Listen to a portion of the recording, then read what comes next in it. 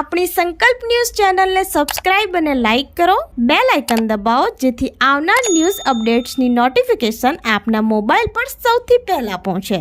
Like, subscribe and share the video. નમસ્કાર દર્શક મિત્રો, હું છું પૂજા ટંડેલ. સંકલ્પ ન્યૂઝમાં આપનું સ્વાગત છે. સમાચારની શરૂઆત કરતા પહેલા એક નજર આજના મુખ્ય સમાચાર ઉપર. વલસાડ ઉડીપી હોટલ સામેનો માર્ગ રેલવે દ્વારા બંધ કરી દેતા ત્રાહિમામ લોકોએ અધિકારીઓને રજૂઆત કરી. છેલ્લા 4 માસથી બંધ કરેલ માર્ગને લઈ લોકોને હાલાકી પડતા ખુલ્લો કરવા માંગ કરી. વલસાડના સ્ટેશન રોડ ઉપર આવેલ ઉડીપી હોટલ સામે આવેલ રસ્તો રેલવે દ્વારા બંધ કરી દેવામાં આવતા માર્ગ ઉપરથી પસાર થતા હજારો લોકોને ભારે હાલાકી વેઠવી પડી રહી છે. આ માર્ગ છેલ્લા 4 મહિનાથી બંધ કરી દેવામાં આવ્યો છે, જેને લઈ નોકરિયાત વર્ગ તેમજ સ્કૂલ કોલેજ જતા વિદ્યાર્થીઓને મુશ્કેલીઓનો સામનો કરવો પડે છે અને આ માર્ગ લોકોની જીવાદોરી સમાન છે. રેલવે વિભાગ દ્વારા રસ્તો બંધ કરી દેવામાં આવતા સ્ટેશન રોડ પર ભારે ટ્રાફિક પણ સર્જાય છે અને સ્કૂલ કોલેજ તેમજ નોકરીએ જતા લોકોને ટ્રાફિકમાં ફસાઈ જવાનો વારો આવે છે. ત્યારે વલસાડ નગરપાલિકાના માજી કાઉન્સિલરોએ આ બાબતે વલસાડની મુલાકાતે આવેલા રેલવેના ઉચ્ચ અધિકારીઓને રસ્તો ખુલ્લો કરવા માટે રજૂઆત કરી હતી, જેમાં મોટી સંખ્યામાં લોકો ભેગા થયા હતા.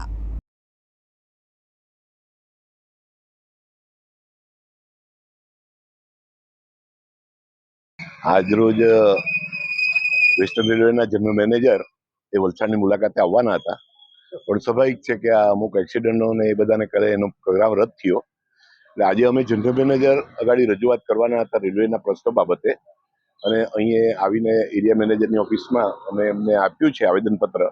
એમાં મુખ્ય મુદ્દો છે જે ડિટેલમાં ઝકીરભાઈ સમજાવશે, પણ આ કલ્યાણબાગ, આ કલ્યાણ સાયકલ સ્ટોર અને ઉડીપી પાસેનો રસ્તો ખુલ્લો કરવાનો જે વખતો વખત અમે રજૂઆત કરી છે તે. બીજું, રેલવે ગન્ના નંબર 329 ને 330 એ બે વચ્ચે સ્ટેશનથી નદી સુધીની જે ગટરો આવેલી છે તે સાફ કરવાનો. બીજું, રેલવે ગન્નારા 329 ને 330 ઉપર જ્યારે ટ્રેન પાસ થાય છે ત્યારે મળમૂતર પડે છે અને રાહદારી તકલીફ પડે છે તે મુદ્દો. ત્યારબાદ સિનિયર સિટીઝનોને પૂર્વમાંથી આવવા માટે બહુ તકલીફ પડે છે, એટલે એક્સિલેટર કે લિફ્ટની વ્યવસ્થા કરવા માટે આ રીતના મુદ્દા અમે રજૂ કર્યા છે. અને બીજું, પૂર્વ બાજુ જે ટિકિટ બારી છે એને રેલવે પોલીસ સ્ટેશનની નજીક આજુબાજુ લેવામાં આવે તો જ લોકોને લાભ થાય. આ 5 મુદ્દા રજૂ કર્યા છે, એની વિગતે ઝકીરભાઈ આપને સમજ પાડશે. અને અમે એવો પ્રોગ્રામ આપ્યો છે કે 5 દિવસની અંદર શું પરિણામ આવે, બાકી આવતા શુક્રવારે જનરલ મેનેજરને બોમ્બે અમે કેટલાક પ્રતિનિધિઓ મળવા માટે જઈને રૂબરૂ પણ રજૂઆત કરીશું. શનિવારે એમની વલસાડની મુલાકાત રદ થઈ છે, પરંતુ એરિયા મેનેજર સાહેબને મળવા આવ્યો છે, એમને આવેદનપત્ર આપ્યું છે. આ મુખ્ય મુદ્દો અમારો એ જ છે કે મોગરાળી અબ્રામાની લગભગ 70,000 જેટલી વસ્તી જે વલસાડ શહેરમાં જ આવેલું છે, અને 70,000ની પ્રજાને વલસાડ શહેરમાં આવવા જવા માટે મુખ્ય જીવાદોરી સમાન રેલવે ફૂટ ઓવરબ્રિજ થઈને કલ્યાણ સાયકલ સ્ટોર પાસેથી એના ઉડીપી હોટલ પાસે થઈને લોકો અવરજવર કરતા હતા. તો આ રસ્તો આખી રેલવેની તમામ બાઉન્ડ્રી લગભગ 6 લાખ ચોરસ મીટર જગા વલસાડ રેલવે ને હેઠળ એના તાબા હેઠળ છે.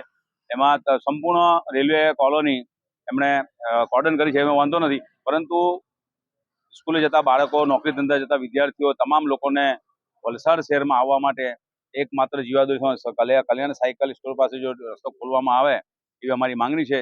કમસે કમ 2 વ્હીલર પણ જઈ શકે એટલી તો રેલવે માનવતા ધોરણે પણ અહીંના પ્રજાને, જાહેર જનતાના વિશાળ હિતમાં, જાહેર સુખાકારી અને જાહેર હિતમાં આ પ્રશ્નને 2 વ્હીલર માટે પણ રસ્તો ખોલવો જેવી અમારી રજૂઆત છે.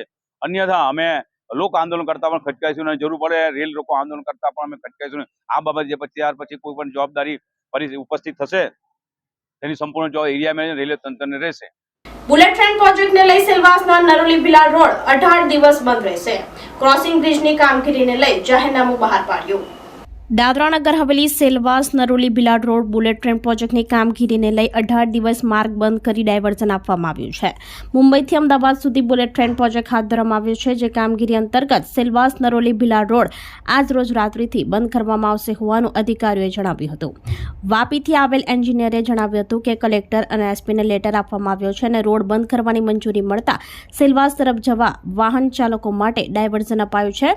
તારીખ 20 થી 27 જુલાઈ અને 30 જુલાઈથી 10 ऑगस्ट સુધી માર્ग बंद रखवा जाहिरनामું બહાર પાડવામાં આવ્યું છે. बट क्या है, थोड़ा आज डिले हो सकते हैं, थोड़ा तो बारिश हो रहा है ना, उसके वजह आप कुछ जाके पीएस में पुलिस स्टेशन में जाके मिल के आया. अजीत काटे सर ट्रैफिक ब्लॉक है और पीआई सर को भी मिल के आया. इनके 7 बजे तक हम लोग इन्फॉर्म करते हैं, आज ही जरूरत है नहीं तो कल से। अच्छा, कल से बंद करते नहीं तो हाजिर करने दिया ना उसमें छोटा व्हीकल पुष्पक पार्क से छोटा व्हीकल निकलेगा नरोली में आएगा। अच्छा, बड़ा गाड़ी हैवी व्हीकल उधर जरोली से बिलाड हाईवे ना हाँ। उधर से निकलेगा। ये पहले 7 डेज, उसके बाद में फिर बीच में 1 वीक गैप रहता, फिर 7 दिन 7 दिन फिर बंद रहेगा। जो बोला तो ये ऊपर इरेक्शन फिर डिस्मेंटलिंग भी करना 2 स्टेजेस, दो टाइम, उसके लिए हम लोग 2 टाइम 2 दिया 2 स्टेजेस का होता है। 2 डे दिया हम लोग। पहले वाला स्टील स्ट्रक्चर चढ़ेगा, उसके बाद सेगमेंट चढ़ेगा। सीमेंट कटर ऊपर इरेक्शन करना, ये क्या हमारा 40 मीटर है पिलर टू पिलर, हाँ। बट इधर ज़्यादा है 45 मीटर है, उसके वजह हमारा स्टैंडर्ड पिलर इसको ऊपर नहीं आएगा। हम लोग इधर एक पीस ला के जोड़ना। बुलेट मुंबई से अहमदाबाद नहीं, हमारा टीपोर प्रोजेक्ट में हम लोग सेक्शन 1 बोले थे, हम 55 किलोमीटर ही हमारा जिम्मेदारी है। ये हमारा ऑफिस वापी में है, 55 किलोमीटर है। उधर से फिर आगे नवसारी टीम है, उधर से आगे साउथ सूरत का टीम है। हमारा 55 किलोमीटर जरोली से वागलदार हाईवे हमारा 35 किलोमीटर हो गया, 35 तकरीबन 35 किलोमीटर हो गया, कंप्लीट हो गया और 20 किलोमीटर का काम बाकी चल रहा। 2025 में हो जाना चाहिए। વાપી જીઆઈડીસીની કંપનીના ગેટમાંથી વરસાદી પાણીમાં કેમિકલ નદીમાં છોડતા પ્રદૂષણની બૂમ। વાપી જીઆઈડીસીની અનેક કેમિકલ કંપનીઓ દ્વારા વરસાદ શરૂ થતાની સાથે કેમિકલયુક્ત પાણી નાળા મારફતે નદીમાં છોડતા પાણી પ્રદૂષિત થઈ રહ્યું છે। આવી જ એક કંપની વાપી જીઆઈડીસીના ફર્સ્ટ ફેઝમાં આવેલ મેકવેલ ઓર્ગોનિક પ્રાઇવેટ લિમિટેડ નામની કંપનીના ગેટમાંથી કેમિકલનો મોટો જથ્થો નીકળતો જોવા મળ્યો હતો, જે ગેટમાંથી રોડ પરથી ગટરમાં થઈ નદીમાં વહેતા પ્રદૂષણ ફેલાવવાની બૂમ ઉઠી રહી છે। આ અંગેની માહિતી જીપીસીબીના અધિકારીઓને મળતા તાત્કાલિક ટીમ સ્થળ ઉપર આવી પહોંચી તપાસની કાર્યવાહી હાથ ધરી હતી। ત્યારે આવી પ્રદૂષણ ફેલાવતી કંપનીઓ સામે તંત્ર કડક કાર્યવાહી કરે એવી લોકો અને પર્યાવરણ પ્રેમીઓમાં માંગ ઉઠવા પામી છે।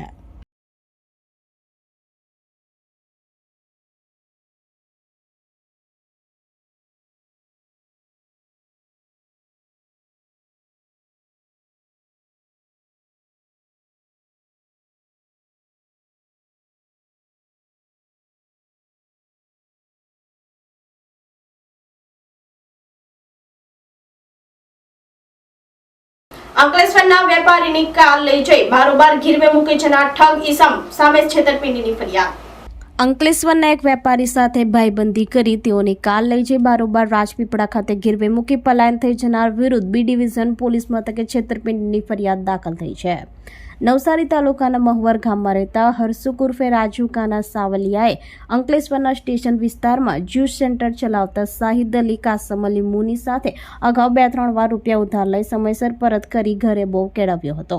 પોતે જલારામ ટ્રસ્ટ નામે સેવા ટ્રસ્ટ ચલાવતા હોય તેમ જણાવી વિશ્વાસમાં લઈ ફરિયાદી પાસેથી તેઓની Kia Sonet car number GJ 19BA6571 ઉપયોગ કરવા લઈ ગયો હતો, જે બાદ આજ દિન સુધી પરત નહીં આપી પલાયન થઈ ગયો હતો।